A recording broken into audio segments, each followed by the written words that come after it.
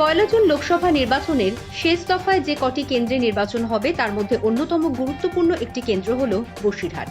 এই কেন্দ্রের অন্তর্গত ৭টি বিধানসভা কেন্দ্রের মধ্যে বাদুড়িয়া, হাড়োয়া, মিনাখা, বসিরহাট উত্তর, বসিরহাট দক্ষিণ, হিঙ্গলগঞ্জ হল সাধারণ আসন এবং সন্দেশখালী কেন্দ্রটি তফসিলি উপজাতির জন্য সংরক্ষিত।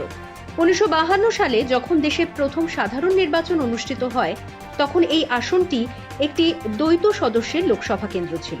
সেবার সাধারণ নির্বাচনে ভারতের কমিউনিস্ট পার্টির রেণু চক্রবর্তী এখান থেকে জয়লাভ করেন। পরে তার স্থলাভিষিক্ত হন কংগ্রেসের প্রতিমা রায়।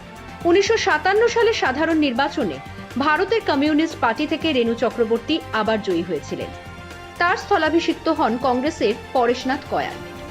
১৯৬২ সালে নির্বাচনে এখান থেকে কংগ্রেস প্রার্থী হুমায়ুন কবির জয়লাভ করেন।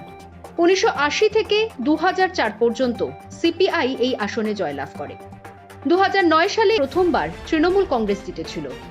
২০১৯ নির্বাচনে এই লোকসভা কেন্দ্র থেকে চিত্রতারকা প্রার্থী নুসরত জাহান ৩,৫০,০০০ ভোটের ব্যবধানে সায়ন্তন বসুকে পরাজিত করেন।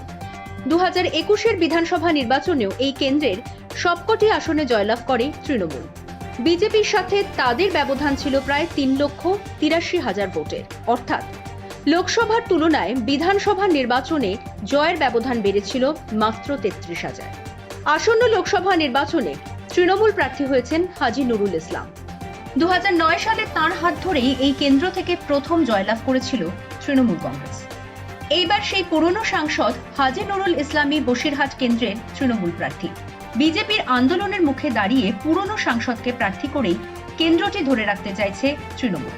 বিজেপি এবার প্রার্থী করেছে রেখা পাত্রকে। রাজনীতির ময়দানে একেবারেই নতুন বিজেপির প্রার্থী রেখা পাত্র।